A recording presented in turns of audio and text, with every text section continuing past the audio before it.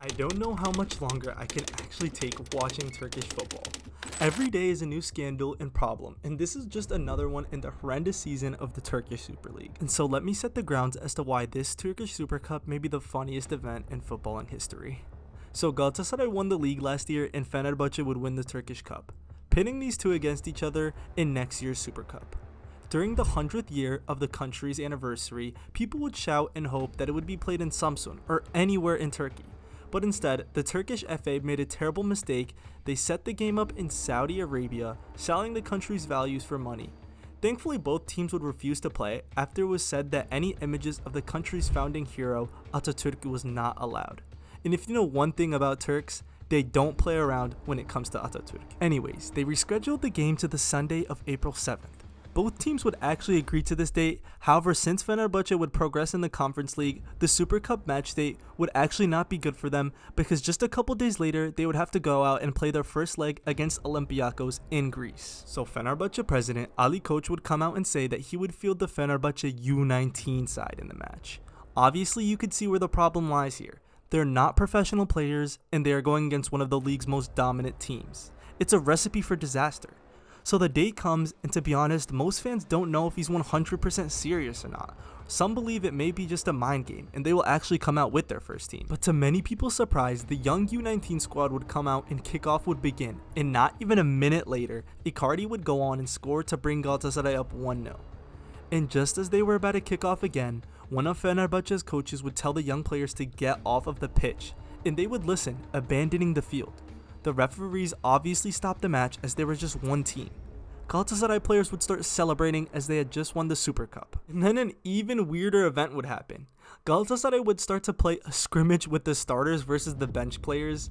I honestly have not seen anything like this ever, but I guess they were trying to make it up for the fans who spent money and traveled to come to this game. This is probably the easiest trophy a club has ever won in Turkish history, so congratulations to Galatasaray, I guess. The thing is actually both squads are in a very tight title race, which has seen both teams dominate the league and create a 30-point gap between second and third place.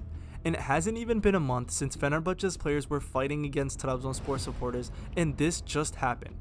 It literally feels like it's not even real at this point.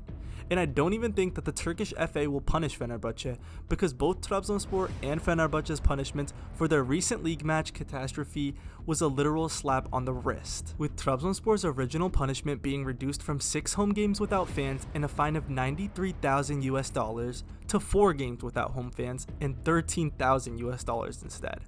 And don't get me started on how Osterwolde's head kick that should have gotten him the big ban got him a 1-match penalty.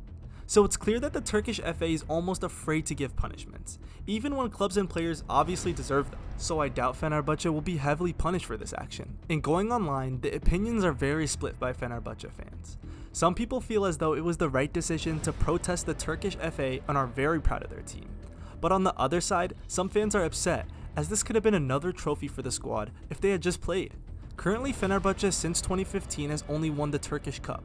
So in my opinion, I don't see why you wouldn't try to compete for this piece of silverware. Sure, it's not a UCL, and you aren't going to throw a parade if you win it, but a trophy is a trophy, especially in one of the club's hardest eras. Fenerbahce is used to dominating domestically, winning 19 league titles and 7-time cup winners.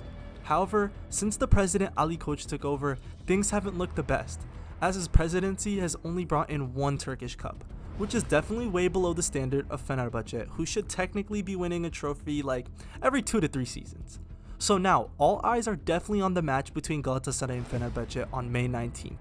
This will probably decide the winner of the league, and last time they played, it was a very defensive game ending 0-0. So be on the lookout for that. But what do you guys think? Was Fenerbahce in the right to do this, or should they have played? Let me know, and don't forget to like and subscribe.